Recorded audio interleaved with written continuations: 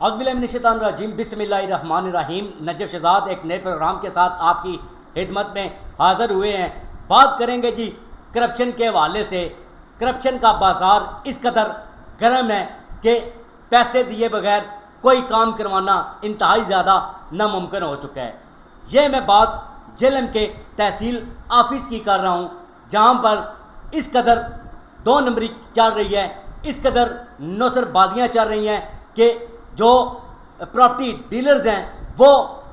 جعلی جو چیزیں ہیں وہ لگا کر اپنے رجسٹریاں کروا رہے ہیں، اپنے انتقال کروا رہے ہیں، اور وہاں پر جو موجود عملہ ہے ان کی ملی بھگت کے ساتھ یہ سارا کام پائے تکمیل تک پہنچتا ہے۔ صورتحال اس قدر بن چکی ہے کہ جب آپ تحصیل آفس میں اپنی پراپرٹی کے لیے جائیں گے، پراپرٹی چاہے وہ آپ نے خریدنی ہے، چاہے وہ آپ نے سیل کرنی ہے، چاہے انتقال کروانا ہے، کوئی بھی آپ نے تحصیل آفس میں اپنا کام کروانا ہے، تو سب سے پہلے آپ کی ملاقات رجسٹری محرر سے ہوگی، اس کے پی اے سے ہوگی، اس کے پی اے سے ہوگی، کیونکہ یہاں پر نوکروں کے چاکر اور چاکروں نے بھی آگے نوکر رکھے ہوئے ہیں۔ یہ صورتحال تحصیل آفس کی ہے، جہاں پر اس قدر کرپشن چل رہی ہے کہ تحصیلدار صاحب ہیں جو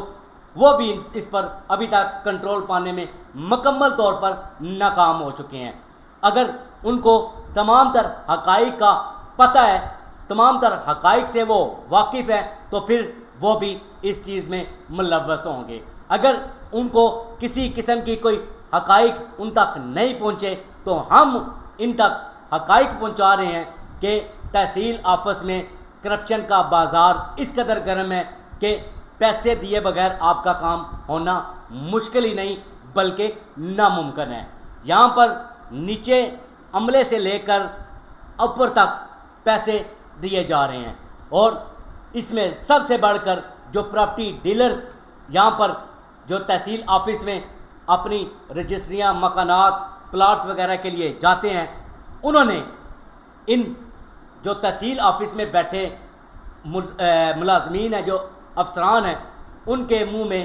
نوالا ڈالا، یا پھر ان کا منہ بند کرنے کے لیے کہ جلدی سے کام ہمارا کریں، ان کو اتنے پیسے دیے کہ ان کے اب تمام تر، وہ کہتے ہیں نا پنجابی میں، انہوں نے چاکے کھل گئے ہیں، اب ان کے چاکے ہیں جو وہ کھل چکے ہیں۔ پیسے دیں گے تو آپ کا کام ہوگا، اگر آپ پیسے نہیں دیں گے تو آپ کو اس قدر ذلیل و خوار کیا جائے گا کہ آپ دوبارہ تحصیل آفس جانے کا نام تک نہیں لیں گے۔ یہ صورتحال ہمارے تحصیل آفس کی بن چکی ہے۔ یہاں پر ڈپٹی کمشنر جہلم کو، اے ڈی سی آر صاحب کو، اسسٹنٹ کمشنر جہلم کو، ایڈ سی جی صاحبہ کو اور پوری ضلعی انتظامیہ کو اس جانب دیکھنا ہوگا، سوچنا ہوگا، اور اس پر کوئی سٹرکس جو آرڈر ہے وہ جاری کرنے ہوں گے۔ جو مبینہ کرپشن کا بازار گرم ہے، اس کی